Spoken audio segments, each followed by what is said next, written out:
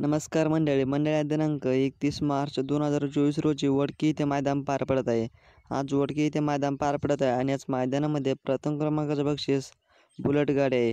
मंडळी आजच्या मैदानामध्ये बैलगाडी शर्यत क्षेत्रामधले बरेचसे टॉप नामांकित नंदी आलेले आहे वडकी या मैदानामध्ये।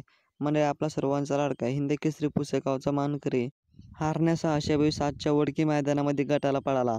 हारण्यासोबत पळालं वादळ। वादळ आणि हारण्या गट क्रमांक 8 मध्ये पळाले। गट क्रमांक 8 मध्ये हारण्या आणि वादळ पळाले। नक्की गट पास झाले का, सेमीफायनलसाठी पात्र झाले का, आपण व्हिडिओच्या माध्यमातून जाणून घेऊया।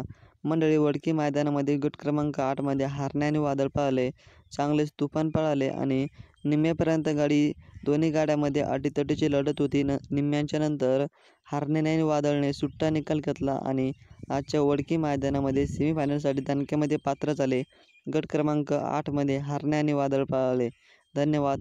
सेमीसाठी हारण्याला आणि वादळला खूप खूप शुभेच्छा। भेटू समोरच्या व्हिडिओमध्ये बैलगाडी शर्यत क्षेत्राविषयी माहिती घेऊन। धन्यवाद।